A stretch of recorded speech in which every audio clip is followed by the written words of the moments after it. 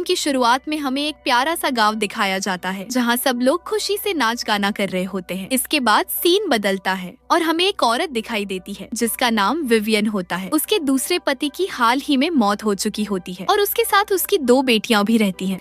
Vivian एक बहुत लालची औरत थी जो हर वक्त अपनी बेटियों को यही सिखाती रहती कि अमीर लड़कों को कैसे प्रभावित किया जाए। उसके घर के बेसमेंट में एक और लड़की रहती थी जो दरअसल उसके दूसरे पति की बेटी होती है। वो दोनों उसे मजाक में सिंड्रेला कहकर बुलाती थी। सिंड्रेला को सिलाई बुनाई में बेहद महारत थी और उसका सपना था कि एक दिन वो ड्रेस डिजाइनर बने और अपना खुद का कारोबार शुरू करे। उसने पहले से ही एक खूबसूरत डिजाइन बनाया हुआ था जिसे वो अपने लिए तैयार करना चाहती थी। एक दिन उसने एक कैटरपिलर इल्ली को मकड़ी से बचाया और उसे प्यार से एक डिब्बे में रख लिया। उसके घर में 3 प्यारे चूहे भी थे जो उसके अच्छे दोस्त थे। इसके बाद सिंड्रेला अपनी सौतेली माँ और बहनों के लिए चाय बनाने लगती है, लेकिन जब वो चाय पेश करती है तो विवियन गुस्से में उसे डांट देती है और कहती है, तुम किसी काम की नहीं हो। अगर ऐसे ही बेवकूफी भरे काम करती रही तो जिस दिन तुम्हारी शादी होगी तुम्हारा पति तुम्हें छोड़कर चला जाएगा। ये सुनकर सिंड्रेला उदास हो जाती है और वापस बेसमेंट में लौट आती है। वो अपने छोटे छोटे सपनों और कारोबार की कल्पनाओं में खो जाती है। अगले सीन में हमें एक राजकुमार दिखाया जाता है जिसका नाम रॉबर्ट होता है। उसके सामने एक अमीर राजकुमारी बैठी होती है जो रॉबर्ट से शादी करना चाहती थी। वो उसे शादी के लिए प्रपोज करती है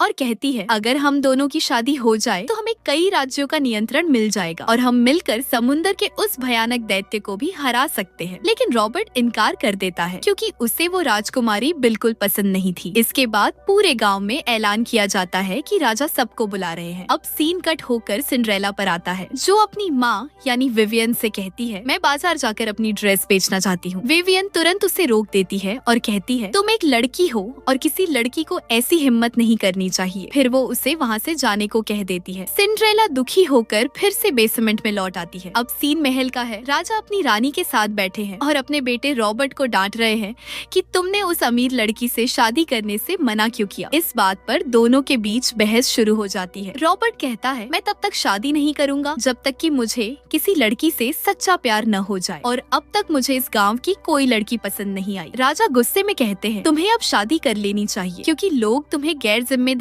और बेपरवाह समझते हैं। अगर तुमने शादी नहीं की तो गद्दी तुम्हारी बहन को दे दी जाएगी। तभी हम रॉबर्ट की बहन को देखते हैं जो पर्दे के पीछे खड़ी उनकी सारी बातें सुन रही होती है। यहाँ हमें पता चलता है कि रॉबर्ट की बहन बहुत होशियार लड़की है। उसके पास ढेरों विचार हैं जिनसे वो राज्य को और बेहतर बनाना चाहती है, लेकिन सिर्फ इसलिए कि वो एक लड़की है कोई उसकी बात नहीं सुनता, बल्कि लोग उसे हमेशा चुप करा देते हैं। इसके बाद राजा कहते हैं, हम तुम्हारे लिए एक नृत्य समारोह डांस पार्टी रखेंगे जहाँ तुम्हें तुम्हारी दुल्हन मिल जाएगी। पूरा गांव इस ऐलान को सुनने आता है। हम एक बैंड को नाचते हुए देखते हैं और लोग नीचे खड़े होकर उन्हें देख रहे होते हैं। उन सब के बीच सिंड्रेला भी होती है जो भीड़ में होने के कारण कुछ देख नहीं पा रही थी, तो वो राजा की मूर्ति पर चढ़कर ऊपर से देखने लगती है। राजा उसे देखकर डांटते हैं तो सिंड्रेला मुस्कुराकर कहती है, आपको हमारे जैसे छोटे कद वाले लोगों के लिए भी कुछ देखने की व्यवस्था करनी चाहिए। राजा उसकी बात सुनकर हैरान रह जाते हैं और रॉबर्ट उसे पहली ही नजर में पसंद कर बैठता है। इसके बाद सब लोग नाचने लगते हैं और सिंड्रेला वहाँ से चली जाती है। अब रॉबर्ट अपने पिता से कहता है, मैं उस डांस पार्टी के लिए तैयार हूँ, लेकिन मेरी एक शर्त है,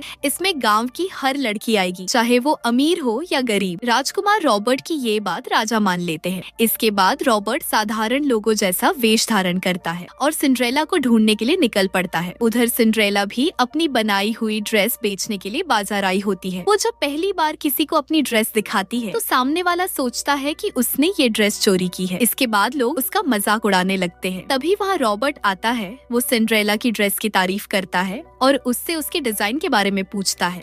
सिंड्रेला मुस्कुराकर कहती है, मैं ये ड्रेस 5 सिक्कों में बेचूंगी और इस पर मेरी माँ का लगाया हुआ ब्रूच भी है। रॉबर्ट उसकी बात मान जाता है, लेकिन वो 5 नहीं पूरे 15 सिक्के देता है। उसी वक्त वहाँ डांस पार्टी की घोषणा होती है जहाँ सबको आने का निमंत्रण दिया जाता है। सिंड्रेला को ये सुनकर थोड़ा अजीब लगता है। राजकुमार राजकुमार रॉबर्ट शादी के लिए डांस पार्टी रख रहा है, वो रॉबर्ट से कहती है वो प्रिंस बहुत लापरवाह है, हमेशा अपने पिता से डांट खाता रहता है, लेकिन उसकी बहन बहुत समझदार है। रॉबर्ट मुस्कुराकर पूछता है क्या तुम भी उस डांस पार्टी में जाओगी? सिंड्रेला सिर हिलाकर कहती है नहीं, मैं इन सब बातों पर यकीन नहीं करती, ये सब मेरे जैसे लोगों के लिए नहीं है। रॉबर्ट उसे समझाता है मैं भी वहाँ रहूंगा और वहाँ बहुत से अमीर लोग आएंगे, तुम उनसे मिलकर अपना कारोबार शुरू कर सकती हो, मैं तुम्हारी मदद करूंगा। ये सुनकर सिंड्रेला मान जाती है और रॉबर्ट के दिए पैसों से बहुत सा कपड़ा खरीद लेती है। घर आकर वो ड्रेस डिजाइन करने लगती है, लेकिन उसे ठीक से कुछ बन नहीं पाता क्योंकि उसके ऊपर बहुत दबाव था। आखिरकार कुछ दिनों बाद वो एक बेहद खूबसूरत ड्रेस तैयार कर लेती है। इसी के साथ डांस पार्टी का दिन भी आ जाता है। विवियन अपनी दोनों बेटियों को बड़े प्यार से तैयार करती है ताकि वे वहाँ जाकर किसी राजकुमार को प्रभावित कर सके और उनकी जिंदगी संवर जाए। तभी सिंड्रेला भी अपनी खुद की बनाई ड्रेस पहनकर आती है। वो सचमुच खूबसूरती की मिसाल लग रही थी, लेकिन विवियन उसे रोक देती है और कहती है तुम डांस पार्टी में नहीं जा सकती, जिन लड़कियों की सगाई तय हो चुकी है उन्हें वहाँ जाने की इजाजत नहीं होती। सिंड्रेला हैरान रह जाती है। विवियन बताती है एक आदमी ने तुम्हारा रिश्ता मांगा है और मैंने वह रिश्ता पक्का भी कर दिया है। असल में वो आदमी एक डीलर था जो अक्सर उनके घर आता जाता था, पर सिंड्रेला और उसकी बहनों को वो बिल्कुल पसंद नहीं था। ये सुनकर सिंड्रेला गुस्से में कहती है मेरे भविष्य का फैसला उस डांस पार्टी पर निर्भर है, पर विवियन निर्दयता से उसकी ड्रेस पर काली स्याही डाल देती है। ड्रेस खराब हो जाती है और सिंड्रेला आंसू रोक नहीं पाती। वो बेसमेंट में जाकर गाना गाने लगती है। रात होते ही उसके तीनों दोस्त वे चूहे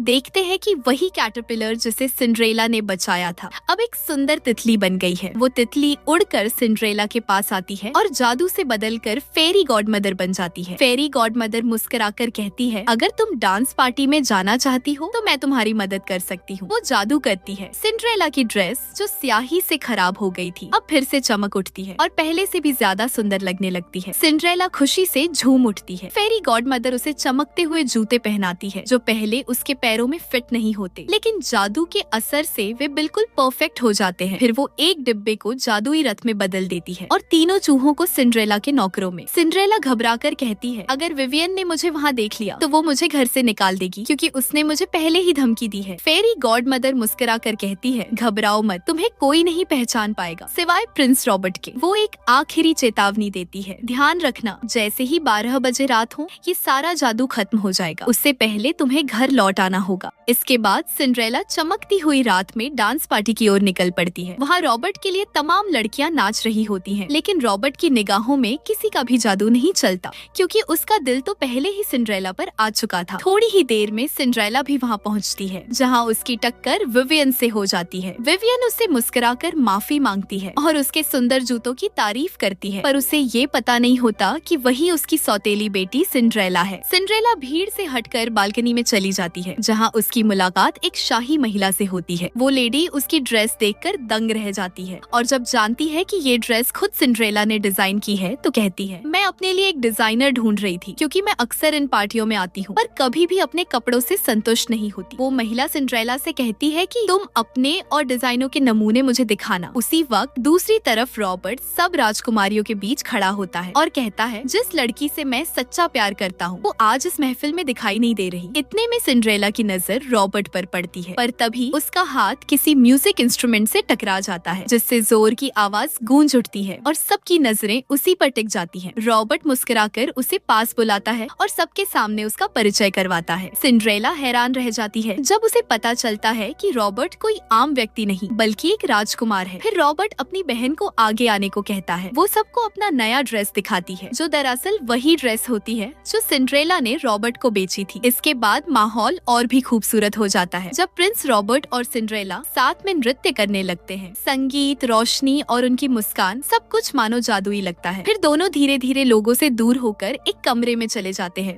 जहाँ रॉबर्ट उसके सामने घुटनों के बल बैठता है और उसे शादी के लिए प्रपोज कर देता है, लेकिन सिंड्रेला प्यार से मुस्कुराकर मना कर देती है। वो कहती है मैं अपनी जिंदगी में खुद कुछ बनना चाहती हूँ, मैं बेसमेंट से निकलकर फिर किसी महल की कैदी नहीं बनना चाहती। वो वहाँ से जाने लगती है लेकिन दरवाजे पर रुककर पीछे मुड़ती है और रॉबर्ट को कसकर गले लगा लेती है। तभी उसकी नजर घड़ी पर पड़ती है। 12 बज चुके थे, मतलब जादू का असर खत्म होने वाला था। सिंड्रेला जल्दी से भागने लगती है और वापस उसी डांस फ्लोर पर पहुँच जाती है जहाँ राजा सबके सामने घोषणा करते हैं यह लड़की यही रॉबर्ट की होने वाली पत्नी है। लेकिन उसी पल सिंड्रेला वहाँ से दौड़कर निकल जाती है। महल का एक सिपाही उसके पीछे भागता है तो सिंड्रेला अपना एक जूता उठाकर उसकी ओर फेंक देती है और तेजी से अपने रथ पर सवार हो जाती है। रास्ते में अचानक उसका रथ फिर से डिब्बा बन जाता है और उसके नौकर यानी वे तीनों चूहे अपनी असली शक्ल में लौट आते हैं। अगले ही पल महल में राजा गुस्से में रॉबर्ट को डांटते हैं, अब मुझे कोई फर्क नहीं पड़ता कि तुम उससे प्यार करते हो या नहीं। हर बार शादी प्यार के लिए नहीं होती, कभी कभी राज्य की ताकत के लिए भी करनी पड़ती है। रॉबर्ट मन महसूस कर चुप रह जाता है क्योंकि पिता की बात मानना उसकी मजबूरी थी। रानी यह सुनकर बहुत नाराज हो जाती है और आंसू भरी आंखों से वहाँ से चली जाती है। अगले सीन में सिंड्रेला को दिखाया जाता है वो सारी रात जागकर उस शाही महिला को दिखाने के लिए नए नए ड्रेस डिजाइन बनाती रहती है, लेकिन तभी उसे विवियन के आने की आहट सुनाई देती है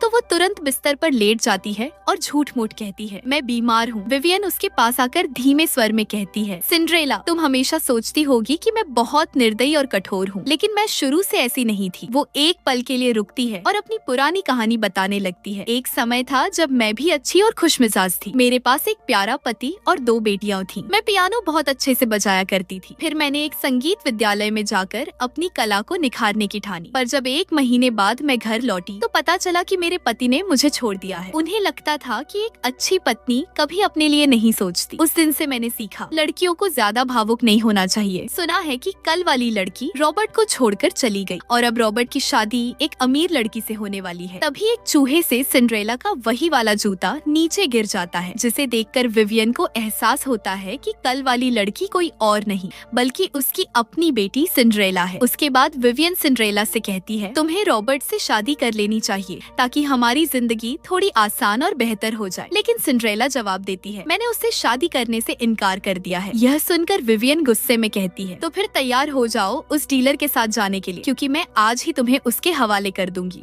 उधर किंग अपनी रानी के पास जाते हैं क्योंकि वो उनसे नाराज थी और बात तक नहीं कर रही थी। रानी उनसे कहती है एक समय था जब तुम महल के बाहर खड़े होकर मेरे लिए गाना गाते थे और अपने प्यार का इजहार करते थे, लेकिन जब से तुम राजा बने हो तुम बिल्कुल बदल गए हो। राजा होना अच्छा या बुरा होना नहीं है, पर अब तुम्हारा किसी से कोई जुड़ाव नहीं रहा। यह कहकर रानी वहाँ से चली जाती है। इसके बाद किंग रॉबर्ट को अपने पास बुलाते हैं। रॉबर्ट उनसे कहता है क्या हम कभी पिता और बेटे की तरह बात कर सकते हैं, क्योंकि राजा असल में बहुत सख्त स्वभाव के इंसान थे। किंग उसे उस अमीर लड़की से शादी करने से मना कर देते हैं और सिंड्रेला का जूता दिखाते हुए कहते हैं इसकी मदद से उस लड़की को ढूंढो और जब मिल जाए तो उसी से शादी करना। इधर सिंड्रेला डीलर के साथ जाने के लिए तैयार हो जाती है और वो लोग निकल पड़ते हैं। वहीं दूसरी तरफ रॉबर्ट भी सिंड्रेला को ढूंढ रहा होता है। राजा पहले की तरह महल के बाहर जाकर रानी के लिए गाना गाकर अपने प्यार का इजहार करते हैं। कार्ट में सिंड्रेला अपने छोटे चूहे दोस्तों को भी साथ लाई होती है। उनकी मदद से वह सबका ध्यान भटकाती है और मौके का फायदा उठाकर गाड़ी से कूद जाती है ताकि उस महल वाली लेडी के पास पहुंच सके। जैसे ही वह भाग रही होती है उसी समय वहाँ रॉबर्ट भी आ जाता है। वह सिंड्रेला से कहता है मैं तुमसे प्यार करता हूँ, मैं अपनी जिंदगी तुम्हारे साथ बिताना चाहता हूँ, तुमने मुझे अपनी मर्जी से जीना सिखाया है। सिंड्रेला उससे कहती है मुझे उस लेडी के पास ले चलो। फिर दोनों साथ में उस लेडी के पास जाते हैं। वहाँ लेडी को सिंड्रेला के डिजाइन बहुत पसंद आते हैं और वह सिंड्रेला को अपने साथ काम करने का ऑफर देती है। इसके बाद सिंड्रेला और रॉबर्ट राजा के पास पहुँचते हैं। राजा उसे देखते ही पहचान जाते हैं, ये वही लड़की है जो उस मूर्ति पर बैठी थी। फिर रॉबर्ट कहता है मैं अब राजा नहीं बनना चाहता। किंग मुस्कुराते हुए कहते हैं ठीक है, तो तुम्हारी जगह तुम्हारी बहन को दे दूंगा जो तुम्हारी माँ के बाद अगली उत्तराधिकारी बनेगी। यह सुनकर रॉबर्ट की बहन बहुत खुश हो जाती है। फिर इस घोषणा को सबके सामने किया जाता है। वहीं रॉबर्ट की बहन सबको सिंड्रेला के बारे में बताती है और उसे उसकी माँ का ब्रोच वापस दे देती है। इसके बाद दृश्य में सबके चेहरे पर खुशी झलकती है। सब लोग नाच रहे होते हैं और सिंड्रेला के डांस के साथ यह खूबसूरत कहानी यहीं समाप्त होती है।